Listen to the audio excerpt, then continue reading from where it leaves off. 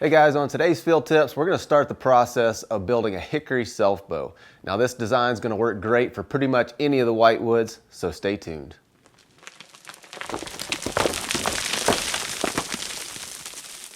So if you're new to bow building, you might not be familiar with some of the terms that I'm going to be using in this video, but if you'll go over to twistedstave.com, I've got a bunch of basic bow building videos that'll help you get up to speed on this stuff. All right, so I've got a little hickory stave here. This stave is 64 inches from end to end, and I'm gonna make a flat bow out of this. Now, there's a couple of things that you'll notice about this stave. It does have a little bit of propeller twist, but we can take all that stuff out.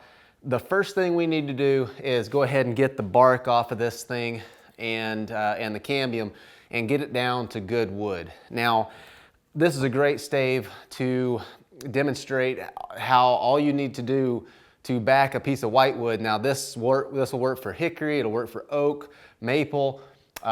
Most of the whitewoods out there, all you're gonna have to do is take the bark and the cambium off. And the cambium is just that kind of spongy layer between the actual wood and the bark. There's no need, for the most part, there's no need to chase a ring or take the sapwood off or anything like that. Just take the bark and the cambium off and there's the back of your bow. So I'm gonna go ahead and put this in the vise and get started.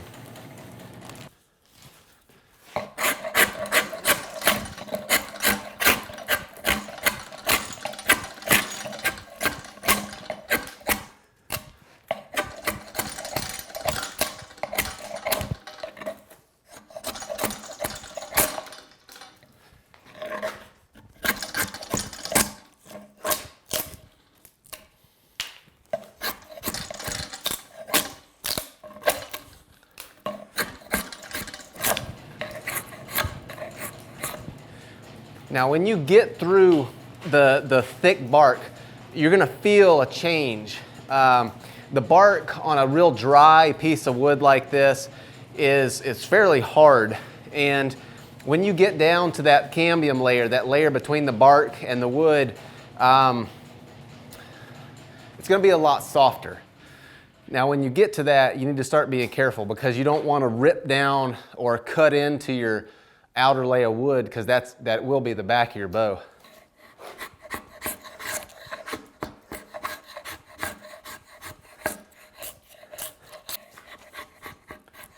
All right, so I've exposed a little bit of the wood right there, so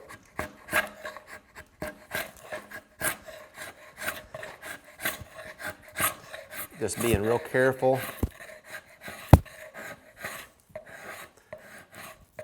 Kind of shaving it off. Trying as best I can just to follow the crown. So this stave's gonna have a little bit of a crown to it. So I'm moving my draw knife back and forth just to try to follow that.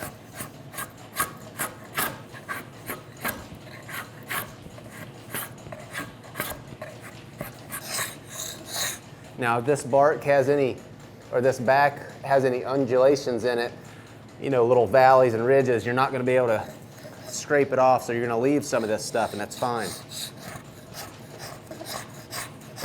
You don't have to get every little scrap off. And hickory's not so bad about it, but some woods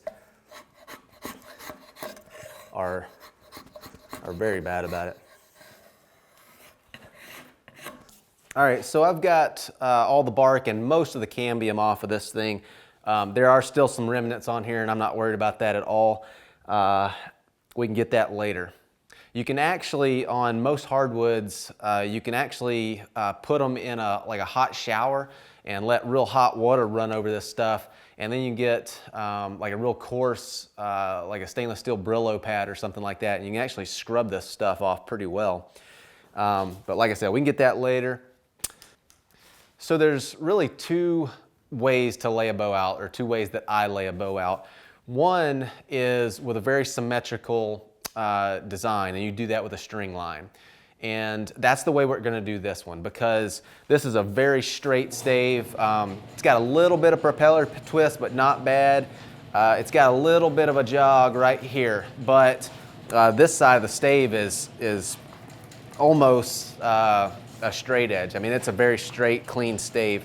And so we can take a string line, pop it on this thing, and then just lay out our bow's profile off of that string line.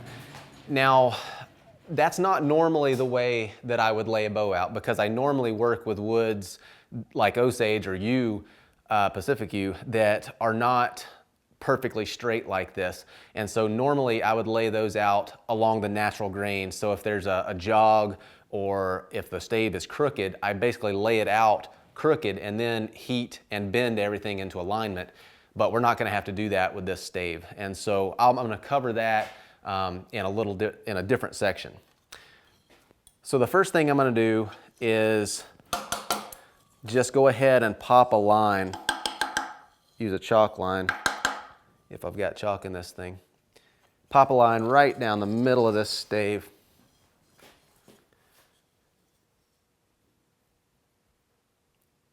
Now, since this thing does have a little bit of propeller twist, I'm going to have to angle my string kind of across the stave a little bit. So on that end, it's going to be kind of towards that side. On this end, it's going to be kind of towards this side. And that's just going to help keep my string line right on top of this stave. I'm actually going to move that over just a little bit.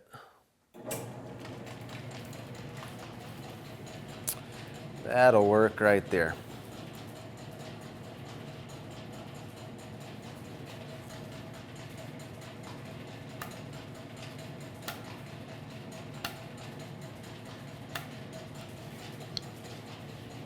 So this stave is, let me make sure, yeah, 64 inches. And so I'm going to go ahead and put a mark at my center point at 32. All right, so from my center line, I'm going to, whichever limb is going to be the top limb, I'm going to come up 1.25 inches, put a mark, and then I'm going to come down 2 3/4 and do a mark. So I'm going to have a 4-inch handle. I'm going to mark those all the way across. Now, for this bow, I'm going to make a pretty narrow handle. My handle on this bow is only going to be about 1 inch thick, because for this particular bow, I'm not going to cut in a shelf. I'm just doing this just to give you guys some different options for making bows. A lot of people don't like shelves in their self bows. They don't like the way they look. And so we're going to lay this one out without a shelf. Now, the reason I'm making my handle so narrow is because I still want, I want that arrow as close to pointing straight out front as I can get it. I don't like when they really point out, like if you have a really wide self bow, when you have an arrow knocked and it's sitting at brace, your arrows, if you're a right-handed shooter, your arrow's really kicked over. When you have a bow like that is very, very far from being center shot, it makes it difficult to match arrows to. They're very finicky as far as arrow spine goes.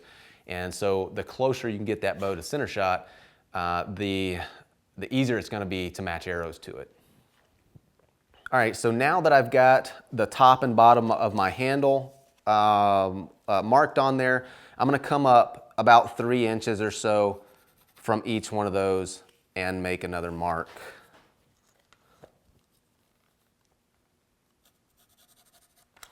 And that is going to be the end of my fade. So my handle is going to narrow out here at the top, come through my 4-inch handle, flare back out, and it's going to do the same thing on the belly. Your limbs are going to come hit this 3-inch mark, and it's going to start rising up into the fades.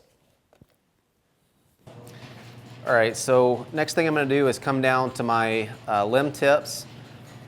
I'm going to put a mark from the end of the stave, or from the end of wherever the bow is going to be, down about 12 inches again. Going to draw a line all the way across the stave there.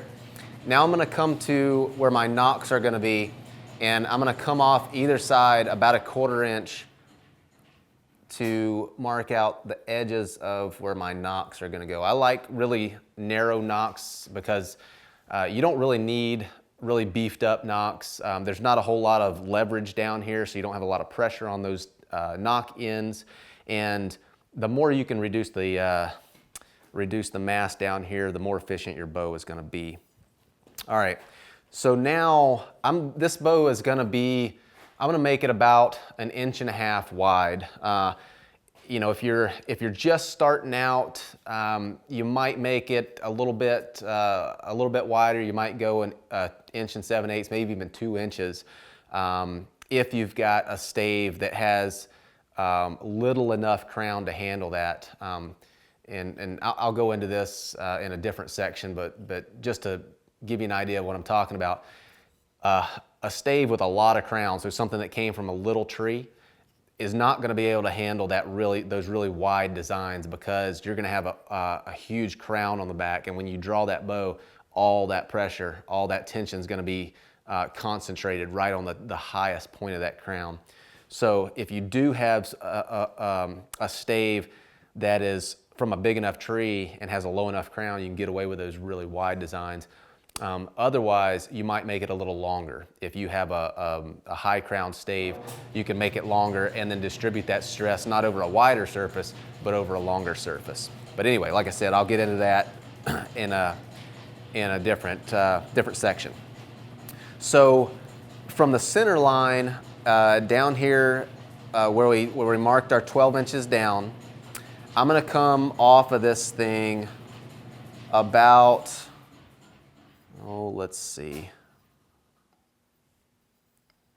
I'm going to come off either side about 5/8 or so and put a mark.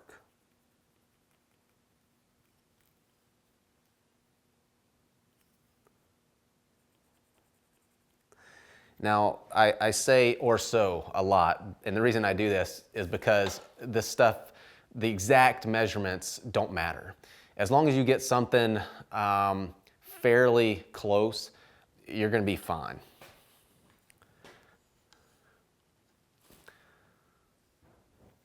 So now I'm just going to go ahead and connect these two lines. So from the edge of my nock to that 5/8 out from center mark, I'll go ahead and draw a line there. Now, if your stave isn't as clean as this, you know, if you have knots and things on the back, or if you've got a little, like a natural reflex or something where you can't get your ruler to fit down in there, just approximate it. You'll be fine. And sometimes, you know, one of those cheap flexible rulers that the kids use in school will come in handy, because they're really easy to get down into dips and stuff.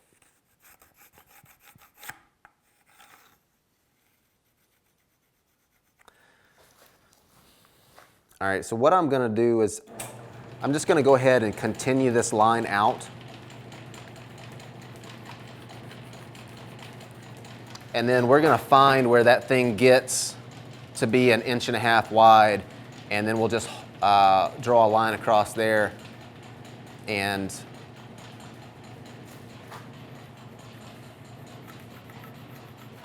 use that as our main limb width. So let's see here. So we're going to be 3/4 off of either side, and that's about it right there. All right. All right, so now we've got 5/8 off each side here, 3/4 off each side here, so I'm going to come down here and go 3/4 off of each side as well. And now I'm just going to connect these.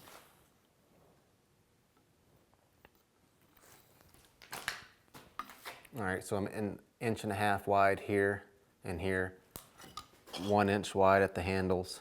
Now I'm just going to connect these.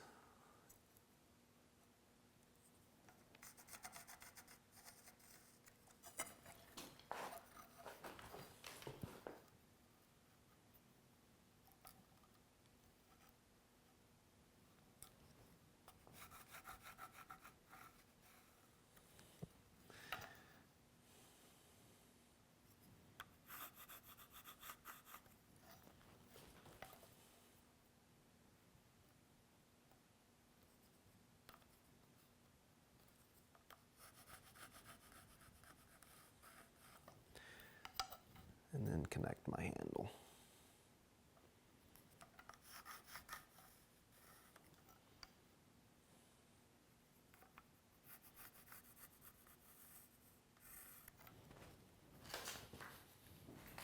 All right, so we've got this thing pretty much laid out as far as the profile on the back of the bow goes. So we've got a 1-inch wide handle.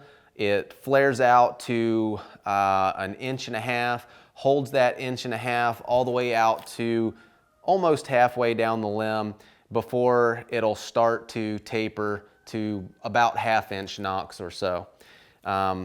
This is going to be a great design for most of the whitewoods that you're gonna encounter out there, whether it's hickory or some of the hard maples, hornbeam, any of that stuff. This is going to be a good bow design. And it's going to be a pretty safe bow design. It's going to be kind of a little bit of a trade-off between a really safe design and something with a little bit higher performance. You know, if we wanted something that was super safe, we could go a little bit longer, but that's gonna cut your performance a little bit. All right, so next thing is to go ahead and take the edges in and start roughing this bow out. So this video is actually part of an online bow building course that I've been working on for about the past year or so. And I'm uploading these videos as I get them completed to my Patreon site at patreon.com/clayhayes. I've already uploaded a bunch of videos on there. I've got some on there about how to make a 2-piece takedown.